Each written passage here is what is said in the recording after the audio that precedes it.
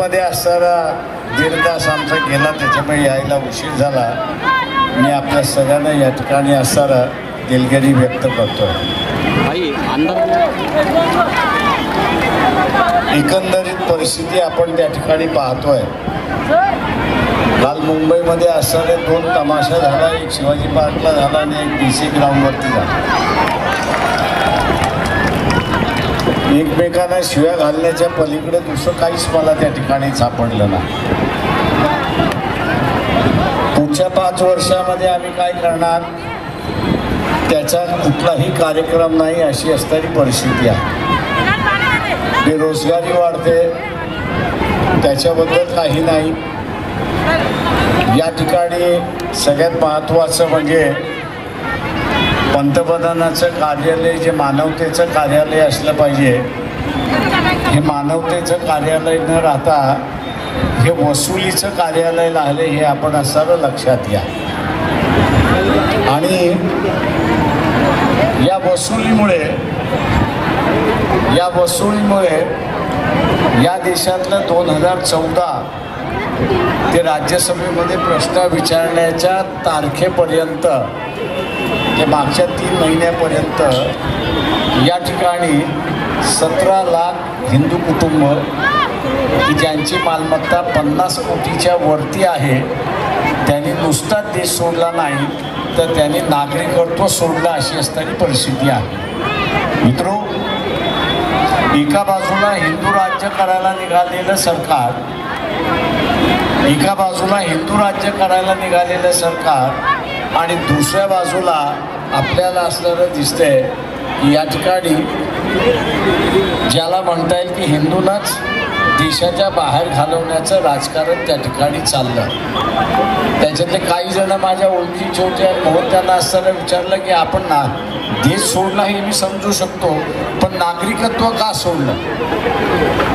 त्यांनी असं म्हटलं की नागरिकत्व सोडलं याचं कारण आम्हाला भारतीय कायद्यातून बाहेर पडायचं होतं. म्हटलं तुम्हाला भारतीय कायद्यातून का बाहेर पडायचं होतं, तर ते म्हटले हे सरकार वसुलीचं सरकार आहे.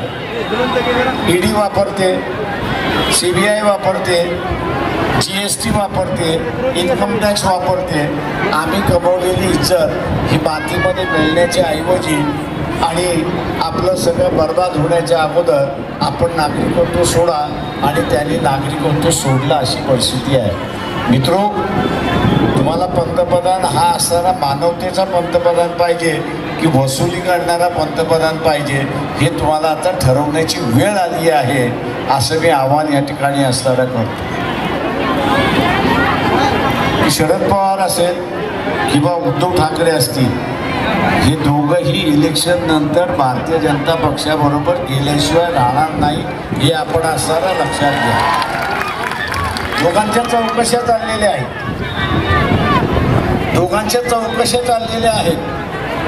आणि दोघांच्या चौकशा चालल्या असल्यामुळे यांना पर्याय राहिलेला नाही, अशी परिस्थिती आहे.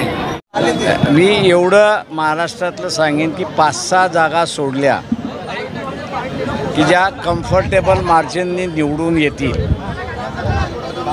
उरलेल्या सगळ्या जागा ज्या आहेत ते 15 ते 20 हजाराने निवडून येतील, अशी परिस्थिती आहे.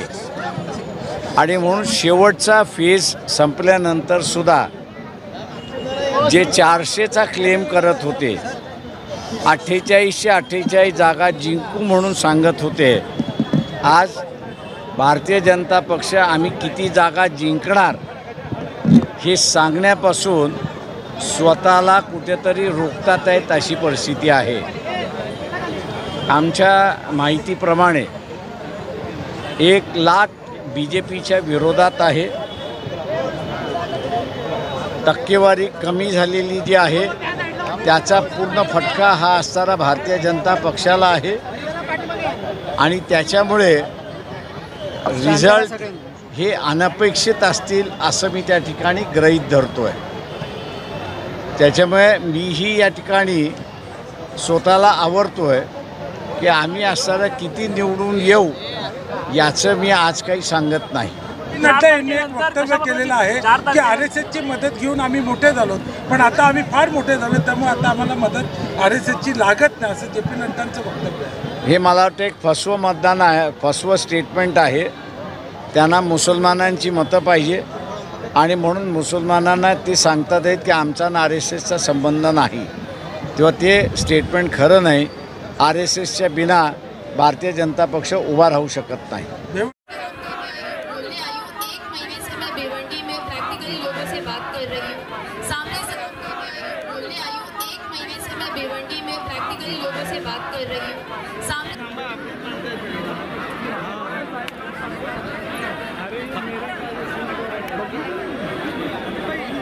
दोन मिनटं घाई करायची नाही. आप सबसे विनंती है, ये सभा अभी खत्म नहीं हुई है. 2 मिनट नहीं है, 1 मिनट. सुजय.